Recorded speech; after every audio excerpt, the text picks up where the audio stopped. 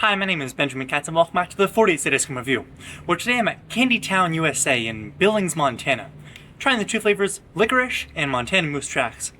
Let's get started with the Licorice. This is a charcoal, almost completely black color, much like black licorice that you'd expect.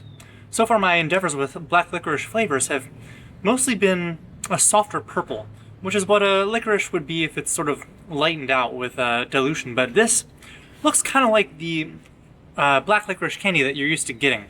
So I'm expecting the flavor to be strong and licoricey. It's a well-balanced flavor. You're getting that strong licorice overtone, but the dairy is really softening it out. Instead of that bite that you get with licorice, that really strong, overpowering flavor, it's very mellow, and it's being cut properly with the dairy. I will note, this is not Candy Town USA's ice cream.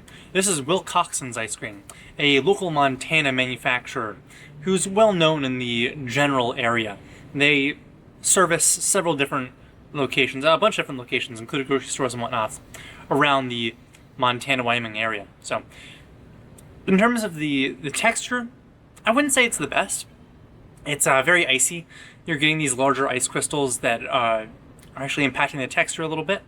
I don't know if that's just the quality of the ice cream or if that's how it's been stored, but either way, I don't think it's intended and I don't think it's all that pleasant.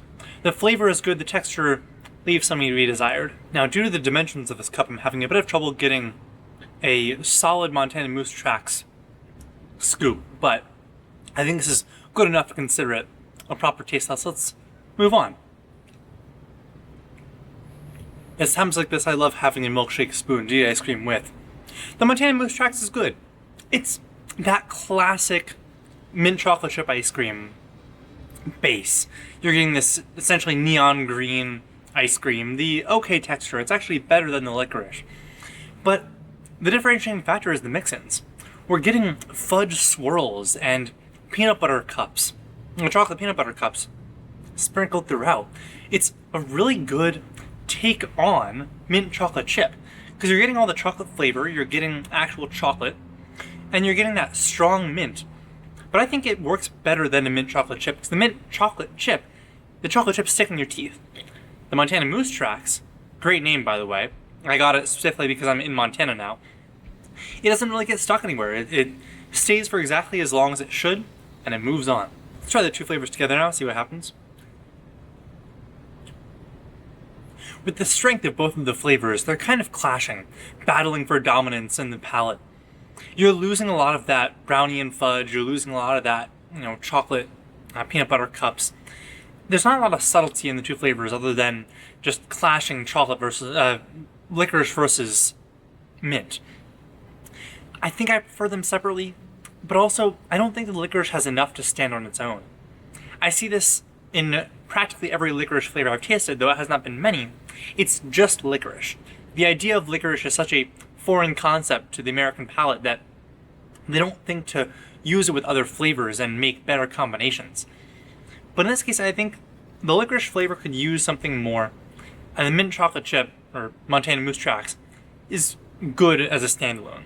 Now, I do want to talk about Candy Town, USA for a second, because we're in Billings, Montana, the fairly large city in Montana, and we're in kind of a strip mall area, classic downtown mall vibe. In Candy Town, USA, you walk in and you feel transported back to the 80s, or whenever candy stores used to be a thing.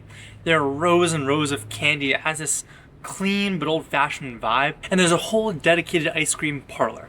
They're serving Will Coxon's, so it's not them making it in-house, but it is local Montana ice cream. Not to mention they're selling it for $4 for a single.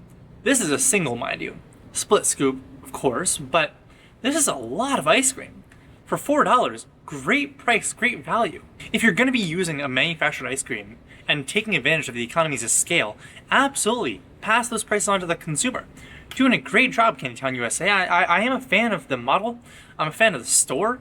It seems like a great place to be. And if I was in middle school or high school, I'd absolutely be coming here every day with my friends just to tool around the area. There's a theater and whatnot. This would be the place to go on weekends. And even as an adult, I can see families coming here and vibing out. in the massive store full of candy. What kid doesn't like that? And so that brings me to my closing thoughts. Entering Candytown, USA, you're transported back in time a little bit. You're seeing rows and rows of candy, and then you get to a dedicated ice cream parlor, where they're selling Wilcoxon's ice cream for $4 for a single scoop.